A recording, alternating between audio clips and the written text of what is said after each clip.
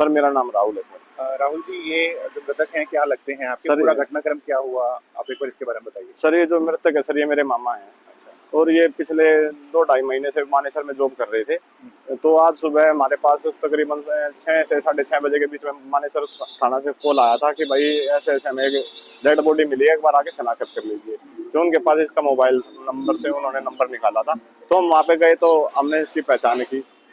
और जो पत्थर था सर, पत्थर से इसका पूरा चेहरा कुचल रखा है। कब से गुड़गांव में रह रहे थे? आपसे आखिरी मुलाकात कब हुई? इनके परिवार के बारे में बताइए, क्या काम करते थे?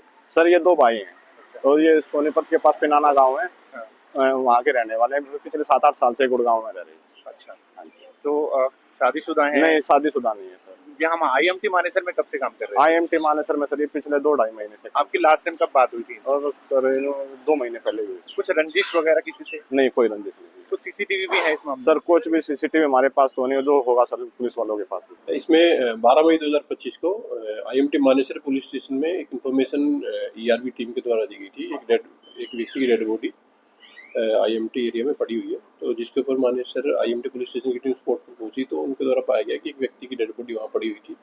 तो इस पर गुरुग्राम पुलिस की अलग अलग टीमों के द्वारा क्राइम ब्रांच पुलिस स्टेशन और जो साइंटिफिक इन्वेस्टिगेशन की टीम है गुरुग्राम पुलिस की, उनके द्वारा स्पॉट का विजिट किया गया।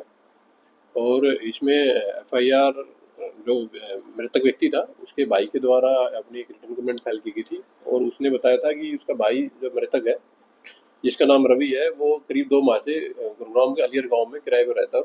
यहाँ रह करके दिहाड़ी मजदूरी का वो काम करता है। तो उसकी ये डेड बॉडी पाई गई थी, जिसके ऊपर मर्डर से संबंधित धाराओं में FIR रजिस्टर की गई थी। तो इसमें पुलिस के द्वारा इन्वेस्टिगेशन करते हुए 13 मई 2025 को जो एक्यूज है उसको पुलिस के द्वारा अरेस्ट किया गया है। गिरफ्तार किया गया जो एक्यूज है उसकी पहचान जवाहर के रूप में हुई है और जो कि स्थायी रूप से मध्य प्रदेश का रहने वाला पाया गया। एक्यूज के द्वारा इंटरोगेशन के दौरान बताया गया है कि बीती रात को, घटना की रात को, वो उसके तथा मृतक के द्वारा, दोनों के द्वारा इकट्ठे बैठ करके शराब पी गई थी।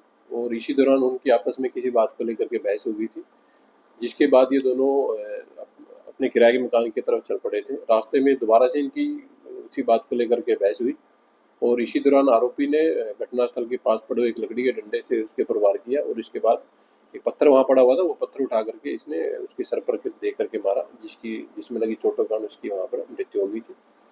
एक्यूज को अरेस्ट कर लिया गया है।